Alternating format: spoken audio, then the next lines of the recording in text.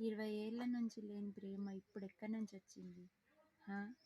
తర్వాత ఒకరు మనుషులు చనిపోతుంటే కూడా మారని మనుషులు ఇప్పుడెట్లా మారిండ్రు? సంబంధమైన మనిషి చనిపోతే పాడబట్టనీకి ముందుకు రాని మనుషులు ఇప్పుడెట్లా మారిర్రు? ఒకప్పుడు ఛీ అన్న మీరే ఇప్పుడు మాతోని మాట్లాడాలనుకుంటుర్రు. మమ్మల్ని కలుపుకోవాలనుకుంటుర్రు. ఎందుకు?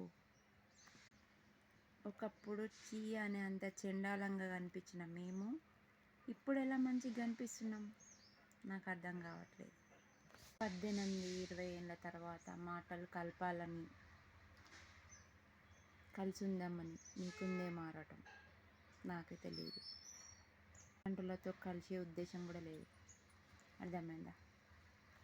నా ఇంట్లో నా మొగుడితో బాధపడ్డది నేనే, సుఖపడ్డది నేనే. నా బాధలు ఎవరికి చెప్పుకోలేక, ఏడవలేక ఎంత బాధపడ్డానో నాకెరికే. ఇన్ని రోజులకు మేము గుర్తుకొచ్చినామా మీకు? అట్లా గుర్తుకొచ్చినాం? మళ్ళీ చీ అన్నప్పుడు చీ అన్నట్టే బతకాలి. ఇప్పుడు మేమెందుకు గుర్తుకొచ్చినాం? ఎందుకు మాటలు కలపాలనుకుంటున్నారు? బతకండి మీ బతుకు మీరు, మా బతుకు మేము మంచిగానే బతుకుతున్నాం. తింటున్నామో, బతుకుతున్నామో, చేస్తున్నామో. అర్థమైందా? మా బతుకు మేము మంచిగా బతుకుతున్నాం. మీలాంటి వాళ్ళ గాలి సోకితే ఇంట్లో ఒక రోజుకి ఒక పెంట. అర్థమైందా? మీలాంటి వాళ్ళ గాలి సోకందే మేలు. సొంతోళ్ళ కంటే బయట వాళ్ళే ముఖ్యమైపోయారు కదా. ఆ బయట వాళ్ళే చేరదీయాలి మిమ్మల్ని. మేమెందుకు? మాతో ఎందుకు మీకు ముచ్చట? మాతో ఎందుకు సోపతి? మేము మంచోళ్ళం కాదు, అస్సలు మంచోళ్ళం కాదు మేము.